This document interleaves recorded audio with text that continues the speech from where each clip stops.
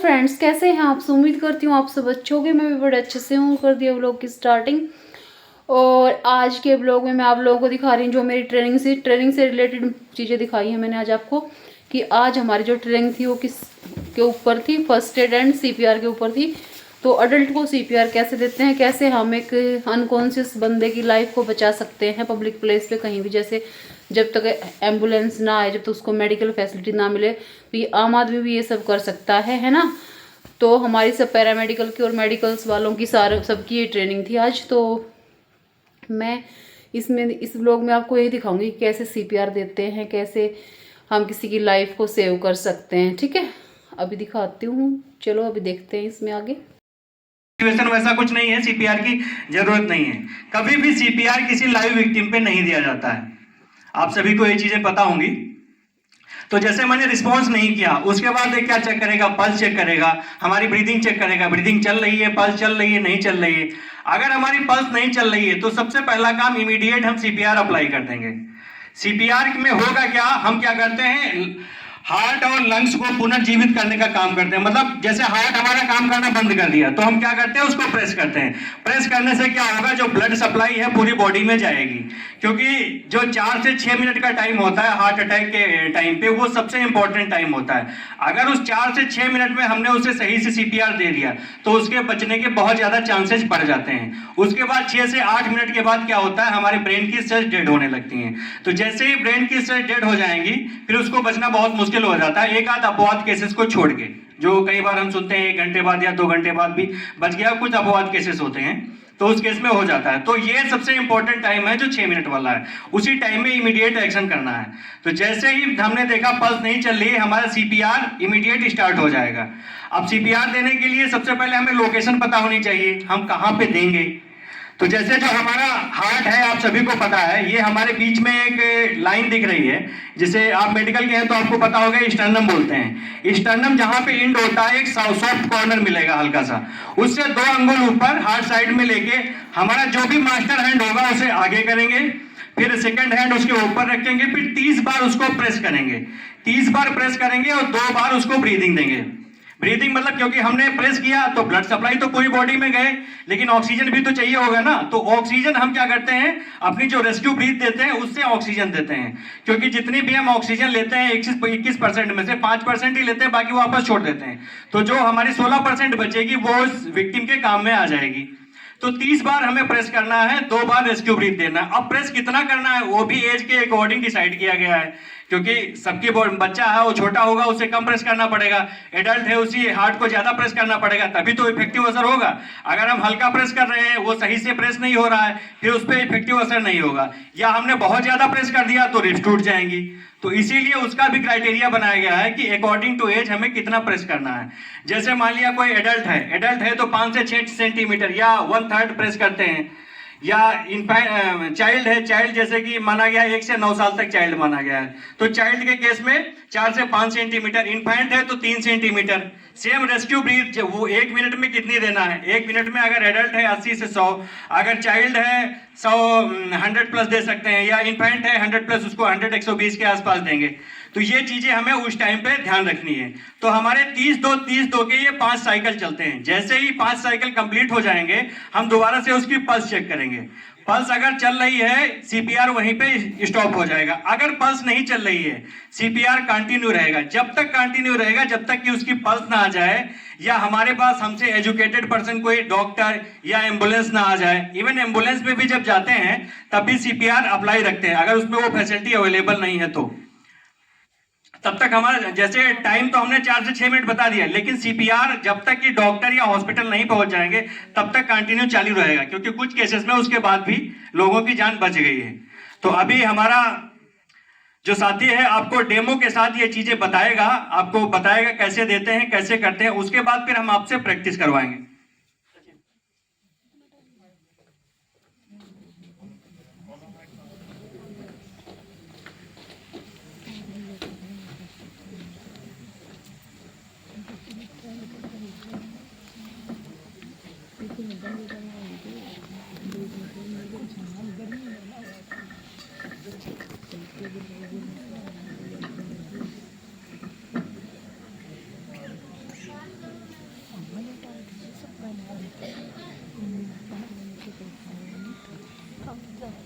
ये पे आए थे हम 5 मिनट पहले था। शादी में आए हैं। हाँ हम शादी में आए हैं, सच्ची है। शादी में छोड़ कर आए हैं बीच में।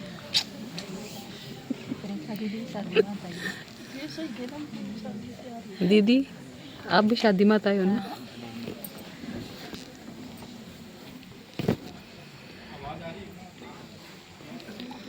ये भी ना रही आवाज बहुत ही।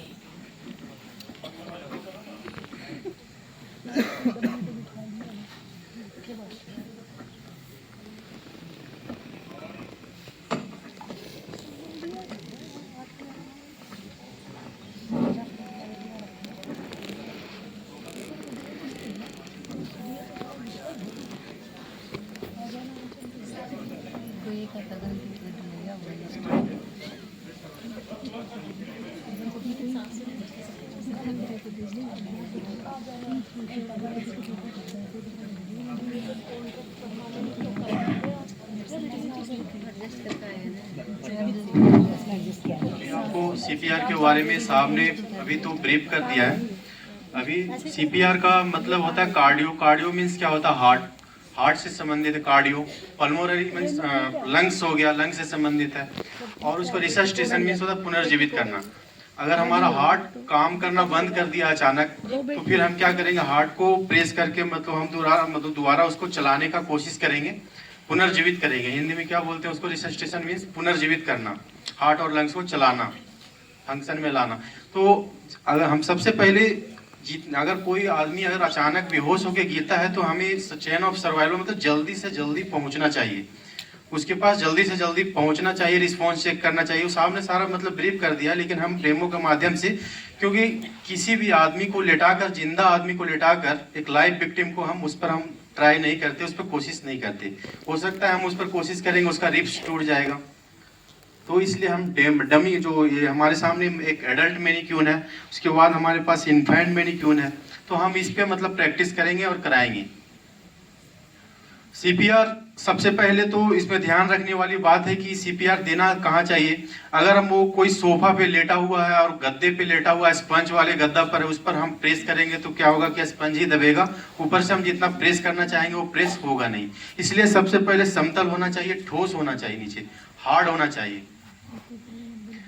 उसके बाद फिर जैसे देखिए कोई भी अचानक विक्टिम, ऐसे मान के चलिए कि ये विक्टिम है हमारे सामने, ये गिरा हुआ है, एक लाइव विक्टिम है, तो सबसे पहले हम वहां पर सबसे पहले हम पहुंचते हैं। तो हम ध्यान रखने वाली बात है, DRS-ABCD के माध्यम से हम एक चैनल थ्रू बताएंगे आपको। DC क्या है? वो डेंजर। सबसे पहले हम वहां पहुंचे, पहुंचने के बाद जो बाय स्टैंडर है, जो वहां पर मौजूद व्यक्ति है, वहां पर जो प्रेजेंट है, कि कोई आदमी वहां पर खड़ा है जो उसको देखा हुआ अचानक बेहोश गिरते हुए, अगर उसका रिश्तेदार है या फिर कोई उसका जानकार है, तो हम उससे पूछते हैं, अपने बारे में इंट्रोडक्शन देते हैं। जैसे अगर डॉक्टर होगा तो डॉक्टर बोले हाँ मतलब मैं एक मतलब डॉक्टर हूँ, या फिर मेडिकल फर्स्ट रिस्पॉन्डर हूँ, मैं एक मतलब MFR क्वालिफाइड हूँ, या पैरामेडिक्स हूँ, कुछ भी अपना एक इंट्रोडक्शन देगा। अगर अचानक छेड़ने लगेगा, कुछ हो गया, तो उस पर मतलब एक क्या होगा कि अपना इंट्रोडक्शन बताना है पहुंचने के बाद। जैसे आप इलेक्शन ड्यूटी में जाएंगे, अगर कोई हार्ट अटैक हो गया और उसे पता नहीं कि पैरामेडिक्स है, या फिर इसके बारे में, इसका CPR के बारे में अच्छे से जानता हो, और तो लोगों को भरोसा होगा कि हाँ ये इसको बचा सकता है, इसको रेस्क्यू कर सकता है। तो सबसे पहले जब हम कोई अचानक व्यक्ति बेहोश हुआ, हम वहां पर पहुंचे, तो हम बाय स्टैंडर को पूछ लिए अपना मतलब कि नमस्कार भाई साहब, मैं मतलब जैसे नाम सचिन कुमार, जैसे मैं सचिन कुमार, मैं MFR क्वालिफाइड हूँ। उसके बाद फिर उसको मैं बोलता हूँ कि इसका क्या मैं इसका हेल्प कर सकता हूँ, मैं इसके CPR के बारे में जानता हूँ। तो हम बोलेगा कि हाँ मतलब आप हेल्प करिए। उसके बाद उसे बताना है, जो वहाँ पर मौजूद व्यक्ति है, बताने से पहले आप उसको इमरजेंसी को, EMS को भी अलर्ट करना है। अचानक कोई बेहोश हुआ तो नज़दीक कोई हॉस्पिटल है वहाँ फ़ोन करना, एम्बुलेंस को फ़ोन करना, जिससे कि वहाँ पर हमारा हेल्प करते करते वहाँ EMS पहुँच सके। तो सबसे पहले हम अचानक मतलब कोई बेहोश व्यक्ति गिरा हुआ है, तो हम सबसे पहले डेंजर को रिमूव करेंगे। देखेंगे कि हो सकता है कि कोई जरूरी नहीं कि हार्ट अटैक ही आया हो, कई प्रकार का पेशेंट हो जो गिरा हुआ, अचानक गिरा हो सकता है बिजली का, इलेक्ट्रिक का शॉक लगा हो, इलेक्ट्रिक का तार उसमें चिपका हुआ हो, हम जाए और जैसे ही मतलब उसको हम बोले क्या हो, तो हम भी मतलब विक्टिम बन जाएंगे वहां पर, दूसरा जाएगा, दूसरा भी विक्टिम बन जाएगा। तो हम डेंजर को सबसे पहले रिमूव करेंगे। हजार्डियस मटेरियल्स जो है, जैसे मान ली कि नीचे हो सकता है शीशा पड़ा हुआ हो, पत्थर पड़े हो, चुभने वाला चीज पड़ा हो, उसके नीचे हो, तो हम उसको क्या है हजारियत मटेरियल्स को सबसे पहले रिमूव करेंगे। उसके अगर कोई दूसरा बंदा है तो जूता चप्पल भी उसका रिमूव करेगा, बेल्ट टाइट है तो उसको रिमूव करेगा। तब तक हम वहां पर पहुंचेंगे। उसके बाद हम फिर क्या करेंगे, रिस्पॉन्स चेक करेंगे। तो रिस्पॉन्स चेक करने के लिए क्या है, सबसे पहले हम नजदीक जाएंगे और घुटने के बल बैठेंगे। अगर मान ले समतल या हार्ड पे है, उसको सबसे पहले ही बताया था सीपीआर को देने से पहले गद्दे से मतलब नीचे समतल पे लाना, ठोस नीचे मतलब जमीन ठोस होनी चाहिए, जिससे कि हम अगर कंप्रेशन देंगे, अगर हम स्पंज वाले सोफा सेट पे देंगे, सोफे पे देंगे या गद्देदार बिस्तर पे देंगे तो क्या होगा, आजकल क्या है फोम इतने बड़े बड़े आते हैं, उस पर दबाएंगे तो वही दबेगा, नीचे से वो सही से कॉम्प्रेस नहीं होगा। और मेरा इसका जो मकसद होता है, कॉम्प्रेस क्यों करते हैं, कॉम्प्रेस इसलिए करते हैं कि जो हार्ट में जो ब्लड है वो ब्रेन को मतलब करता है, मतलब ब्रेन तक जाना चाहिए, ब्रेन से फिर हार्ट तक आना चाहिए। तो उसमें गोल्डन पीरियड इसका है। जैसे मान ली कि हम अचानक बेहोश हुआ और उसका हार्ट कम करना बंद कर दिया तो 6 से 8 मिनट तक ही मतलब गोल्डन पीरियड टाइम माना जाता है। गोल्डन पीरियड टाइम है कि हम जल्दी से जल्दी पहुंचे, चेक करें, रिस्पॉन्स चेक करें, उसके बाद हम कॉम्प्रेस करें। तो अगर हम 6 से 8 मिनट से ज्यादा हम अगर टाइम ले लिए तो क्या हमारा गोल्डन पीरियड हमारा हाथ से निकल जाता है। क्लिनिकल डेथ में 6 से 8 मिनट के अंडर में क्लिनिकल डेथ पेशेंट माना जाता है। क्लिनिकल डेथ का टाइम कितना है, 6 से 8 मिनट ही होता है। उसके बाद सर्वाइव हम कर सकते हैं। अगर 8 मिनट से ऊपर हो गया, 8 से 10 मिनट से ऊपर जाएगा तो फिर ब्रेन का जो सेल है वो डेड होना शुरू होगा, वो बायोलॉजिकल डेथ में कन्वर्ट हो जाएगा। अगर हम सीपीआर का हम पूरा मतलब इफेक्ट जब कंप्रेस करके उसको बचाने की कोशिश करेंगे, कितना 6 से 8 मिनट के अंडर में हम उसको सर्वाइव कर सकते हैं। उससे ज्यादा हो जाएगा, अगर ब्रेन का अगर सेल ही डेथ हो गया फिर वो पेशेंट सर्वाइव नहीं हो पाता। इसलिए गोल्डन पीरियड टाइम माना गया 6 से 8 मिनट। इसलिए आपके सामने अगर अचानक कोई बेहोश हुआ, भीड़ में उसको कोई वीडियो बनाने लगता है, कोई देखने लगता है, टाइम गोल्डन पीरियड निकल जाता है। इसलिए तो हमें क्या है, रिस्पॉन्स चेक करना है। रिस्पॉन्स चेक करने के लिए सबसे पहले जाना है, अगर उसका नाम पता है तो हम नाम से बोलेंगे, नहीं तो बोलेंगे इसे दोनों हाथों से उसके शोल्डर पे मतलब एक झटका देंगे, hey are you okay, hey are you okay, hey are you okay. Not response दिया, अगर रिस्पॉन्स दिया तो हमें सीपीआर देने की जरूरत ही नहीं है। अगर उस रिस्पॉन्स दे दिया, अगर उसने हलचल कर दिया तो हमें सीपीआर देने की जरूरत नहीं है। अगर उसने रिस्पॉन्स नहीं दिया तो हमें फिर आगे की कार्रवाई करना है। फिर क्या करना है, डीआर, उसके बाद रिस्पॉन्स चेक कर लिया। उसके बाद क्या है, हो सकता है पेशेंट अगर मान ले कुछ खाते पीते गिर गया हो या मतलब ब्लॉकेज आ गया हो,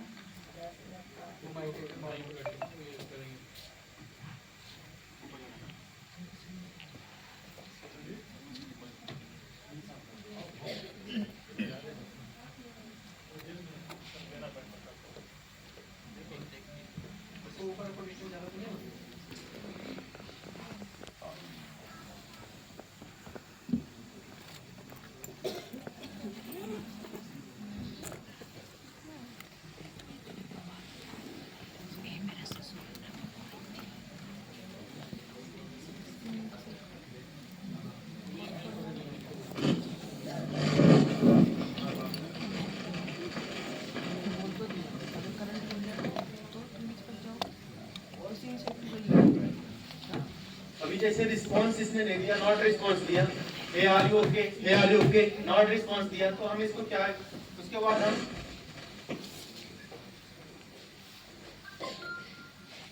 हम फिर एयरवे चेक करेंगे। तो एयरवे चेक करने के लिए हमें 2 मेथड से चेक करते हैं। अगर मान ली कि पेशेंट एक्सीडेंट होकर आया हुआ, ट्रॉमा का पेशेंट है, तो ट्रॉमा का पेशेंट को अगर एयरवे चेक करना है तो हम किस मेथड से चेक करेंगे, जाब थ्रस्ट मेथड से चेक करेंगे। तो जाब थ्रस्ट मेथड से चेक करने के लिए क्या है कि हम विक्टिम का हेड की तरफ हम अपने घुटनों के बल बैठेंगे और दोनों अपना एल्बो को उसके कान के नजदीक लेंगे और अपनी दोनों थंब को उसके मैंडिबल पे उसका आगे की ओर प्रेस करेंगे और उसको एयरवे को ओपन करेंगे। हो सकता है इसका टंग भी और डिसलोकेटेड होकर पीछे की ओर हो गया हो, तो हम उसको फिर हम आगे की ओर हम सीधा करेंगे। इसके बाद एयरवे क्लियर हो गया। दूसरी, अगर मेडिकल का पेशेंट है, ये तो ट्रॉमा का पेशेंट के लिए हो गया कि हम मान के चलते हैं इसके सर्वाइकल में चोट है और हमने इसका गर्दन को खूब ऐसे हिला दिया, तो उसके लिए पेशेंट के लिए क्या होगा, दिक्कत होगा फिर आगे चल के। तो हमें मतलब ये सावधानी पूर्वक उसके जाब थ्रस्ट मेथड से ट्रॉमा का पेशेंट का एयरवे क्लियर करना चाहिए। उसके बाद मेडिकल का पेशेंट है, तो मेडिकल का पेशेंट है तो उसमें हेड टिल्ट और चिन लिफ्ट के माध्यम से एयरवे क्लियर करते हैं। तो हेड टिल्ट के लिए क्या है, हेड को पीछे की ओर दबाना और चिन को आगे की ओर धक्का देना और एयरवे को इसका ओपन करना। उसके बाद अगर टर्न डिस्लोकेटेड है, पीछे की ओर अगर गया हुआ है तो उसका फॉल आगे की ओर इसका वो करना। अगर मान ली कोई फॉरिन बॉडी ओवरस्ट्रक्शन अगर मुझमें दिख रहा है तो उसको हम क्लियर करना, एयरवे क्लियर। उसके बाद हम चेक करते हैं ब्रीदिंग। तो अगर ब्रीदिंग चेक करने का मेथड है LLF मेथड से, हम मतलब ब्रीदिंग को चेक करते हैं। LLF मेथड, L से लुक और L से लिसन और F से फील।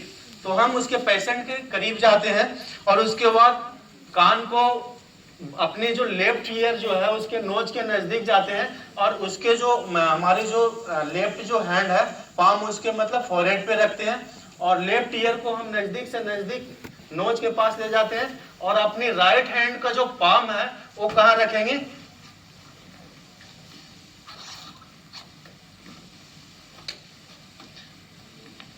जो राइट हैंड का है उसका पेट पे रखेंगे और उस अपनी जो लुक से तो हो गया, इसको तो हमें यहाँ चेस्ट को अप रहा है, इसको देखना है कि अप एंड डाउन हो रहा है या नहीं हो रहा है।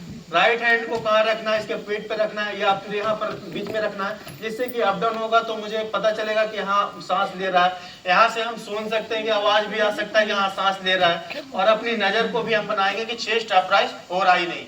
ये LLF मेथड है, लुक लिसन फील। उसके बाद हम सर्कुलेशन चेक करते हैं।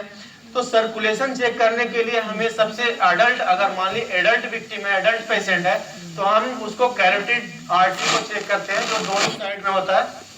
हम इसके आप लोग को तो पता है, आप तो पैरामेडिकल स्टाफ होंगे तो आपको पता है कि आर्टरी कहाँ कहाँ होता है, वेन कितने होते हैं, पल्स के कहाँ कहाँ चेक करने के साइट होते हैं। तो जब हम इस विक्टिम पर चेक करेंगे तो इसमें कैरोटिड आर्टरी का पार्ट चेक करेंगे।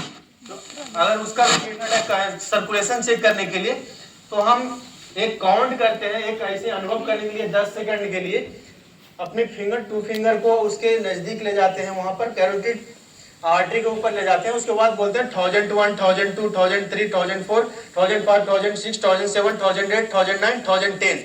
उसके बाद पल्स अगर एब्सेंट आता है, ये एक कोडवर्ड है, ये बोल बोल के नहीं करना, वहां पर मतलब 10 सेकंड के लिए एक अनुमान लगाने के लिए ट्रेनिंग में डेमो में दिखाया जाता है कि एक 1001, 1002 ऐसे करके एक काउंट करने के 10 सेकंड तक हमने अनुभव किया, नहीं पल्स एब्सेंट आया, पल्स एब्सेंट है, उसके बाद हम क्या करेंगे, CPR की कार्रवाई करेंगे। अगर पल्स प्रेजेंट है तो हमें CPR देने की जरूरत है नहीं, रिकवरी पोजीशन में रखेंगे, इसका हम बैटल पर नजर रखेंगे और EMS का वेट करेंगे, अपना ये आगे की ओर मतलब ट्रांसफर करेंगे। अगर पल्स एब्सेंट है तो हम CPR की कार्रवाई करेंगे।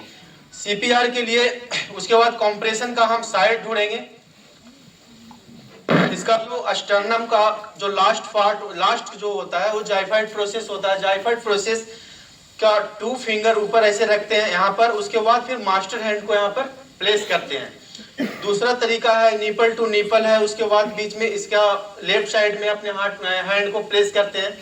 तीसरा तरीका है इसका मतलब कॉम्प्रेशन साइड को खोजने का, रिब्स का जो केस है मतलब लास्ट में ऐसे दबाते हुए दोनों छोर से आना है बीच में, और जहां पर सॉफ्ट है जो जाइफाइड प्रोसेस होता है वहां से हम 2 फिंगर ऊपर रखते हैं, उसके बाद मास्टर हैंड प्लेस करते हैं।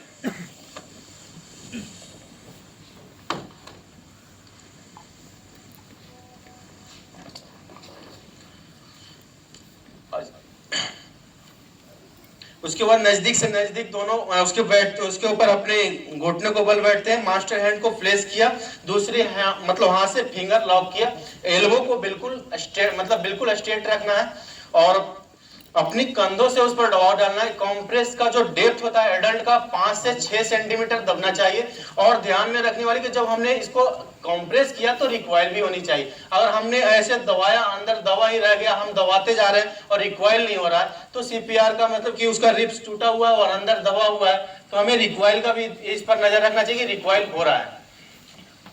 और अगर मान लीजिए 5 से 6 सेंटीमीटर अनुमान नहीं लग रहा है तो हमें इसका चेस्ट की डाया से देखना है कि हमें 1/3 दबना चाहिए।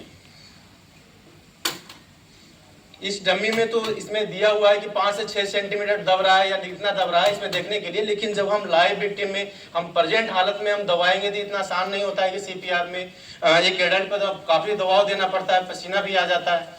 तो हम 5 से 6 सेंटीमीटर का हम कॉम्प्रेस डेप्थ रखेंगे और 30 कॉम्प्रेस करेंगे और 32 रेशियो का मतलब 30 कॉम्प्रेस करना है और उसके बाद 2 रेशियो ब्रीदिंग देना है। तो आप भी बताए हैं उसमें पहले ही मतलब वो ब्रीफ कर दिए थे। तो 30 कॉम्प्रेस करने के लिए और 1 मिनट में कम से कम 100 से 120 बार कम से कम हमें कॉम्प्रेस करना है। मतलब अभी आपके सामने मैं कॉम्प्रेस करके बता रहा हूं कैसे करना है। अपने मास्टर हैंड को वहां प्लेस कर दिया, दूसरी हैंड का जो फिंगर है उसको लॉक किया, एल्बो को स्ट्रेट किया। उसके बाद 1 2 3 4 5 6 7 8 9 10 11 12 13 14 15 16 17 18 19 20 21 22 23 24 25 26 27 28 29 29 के बाद 1 काउंट करना है, 29 1। उसके बाद फिर क्या करना है, इसका ब्रीदिंग देना है। ब्रीदिंग देते समय ध्यान रखने वाली बातें क्या होता है, कई बार लोग हड़बड़ाहट में जल्दी से ऊपर से ही मतलब इधर से ही सांस दे देता है, उसका नोज को जो पिंच करना होता है वो पिंच नहीं करना भूल जाता है। हादसा के दौरान क्या होता है, घबराहट होता है, मतलब बहुत सारे भीड़ होते हैं, बेचैनी होती, पता नहीं चलता हमें क्या करना है नहीं करना। एक अच्छे जानकार भी मतलब उस समय ध्यान में मतलब ये भटक जाता है कि हमें क्या करना है। कॉम्प्रेस तो कर देता है लेकिन सांस देते समय ध्यान रखने वाली बात है कि हेड को टिल्ट करना है, चीन को लिफ्ट करना है। क्योंकि जब हम उसका हेड टिल्ट और चीन लिफ्ट नहीं करेंगे, जो हमें जो सांस दे रहा है उसके जो लंग्स तक जाना चाहिए वो वहां तक पहुंचता नहीं है। हेड को टिल्ट करना है और नोज को ऐसे पिंच करना है और चीन को लिफ्ट करना है। अगर हमारे पास साफ सुथरा कपड़ा है तो हम साफ सुथरा, अगर रुमाल है तो हम रुमाल को माउथ बैरियर के रूप में, अगर हो सकता है कि उसके सलाइवा में इन्फेक्शन हो, हमें भी मतलब इन्फेक्शियस डिजीज हो जाए, इससे बचाव के लिए हमारे पास साफ सुथरा कपड़ा हो या रुमाल हो तो हम माउथ बैरियर का इस्तेमाल कर सकते हैं। हम लोग एक रेस्क्यूअर है, हमारे पास क्या होता है कि एक CPR मास्क होता है हमारे पास, जिसमें कि इसमें एक वन वे है, जो हम इधर से मान ली कि सांस दे दिया, उधर से ये वापस नहीं आएगा हमारे पास। तो हम लोगों को रेस्क्यूअर के पास ये होता है, ये पॉकेट मास्क और CPR मास्क होता है। लेकिन हर जगह, हर रोड पे चलते हुए, मॉल में चलते हुए, ट्रेन में चलते हुए, एरोप्लेन में चलते हुए हर जगह CPR मास्क नहीं मिलेगा। तो हमें साफ सुथरा कपड़ा अगर मिल गया, रुमाल मिल गया, उसका माउथ बैरियर का इस्तेमाल करते हैं। अगर नहीं मिल गया तो हमें पेशेंट को तो बचाना ही है, तो हमें मतलब हेड टिल्ट किया, नोज को पिंच किया और 2 बार इसमें ब्रीथ मतलब इसमें देना है।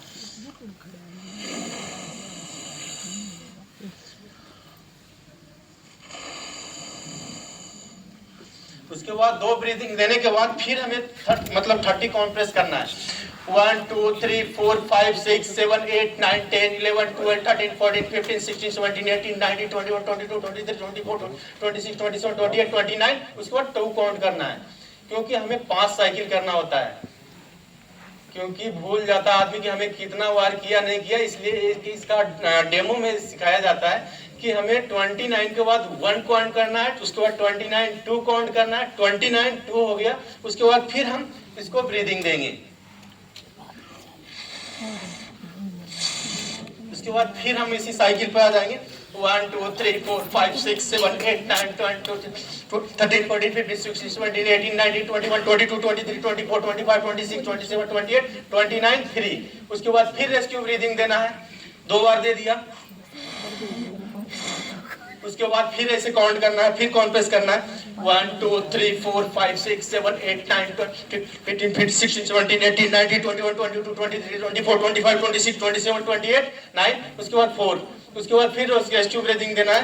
रेस्क्यू ब्रीदिंग में हेड टिल्ट जरूर करना है और इसके बाद चीन को लिफ्ट करना है, नोज को पिंच भी करना है।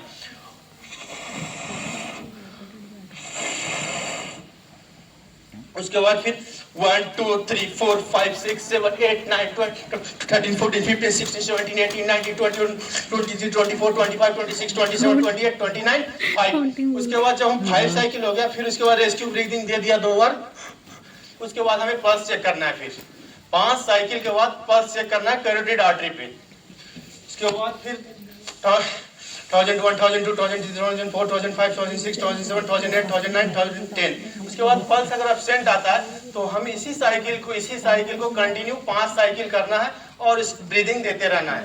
5 साइकिल करना है, ब्रीदिंग देना है, फिर पल्स चेक करना है। अगर जब तक पल्स प्रेजेंट नहीं हो जाता है तब तक हमारा काम होता है, EMS ना आ जाए तब तक हमें CPR देते रहना है। अगर हम एक रेस्क्यूअर हैं तब तो हम एक बार कॉम्प्रेस करेंगे, ब्रीदिंग भी देंगे। अगर मान लीजिए कि हम वहाँ पर 2 स्टाफ हैं या फिर 2 पैरामेडिक्स हैं, 2 मेडिकल फर्स्ट रिस्पॉन्डर हैं, तो फिर क्या करेगा, एक कॉम्प्रेस करता रहेगा, कॉम्प्रेस करेगा। कॉम्प्रेस करते समय ध्यान रखना उसका हाथ हटाएगा नहीं, और जो साइड है वो ढूंढने में दिक्कत ना हो, तो वो सिर्फ कॉम्प्रेस करेगा। उसके बाद जो दूसरा रेस्क्यूअर होगा वो सिर्फ ब्रीदिंग देगा। अगर पहला वाला विक्टिम जो कॉम्प्रेस करने वाला थक जाता है तो अपना जगह को रिप्लेस करेगा, इधर से उधर चेंजिंग होगा। ये पैसे मतलब इस तरफ से अगर मान लिया 5 साइकिल के बाद पल्स प्रेजेंट हो जाता है तो पेशेंट को हम रिकवरी पोजीशन में रखते हैं। रिकवरी पोजीशन के लिए तो आप लोग पैरामेडिक्स हैं, आप लोग पता ही है कि कौन सा साइड लिटाना है और कैसे रखना है। अगर पेशेंट का होश आता है तो क्या करें, मतलब आधा होश आता है तो अगर कुछ मांगता है, पानी मांगता है, कुछ अगर कई लोग हैं कि हल्का हल्का होश आ गया तो लोग गिलास से पानी पिला देते हैं।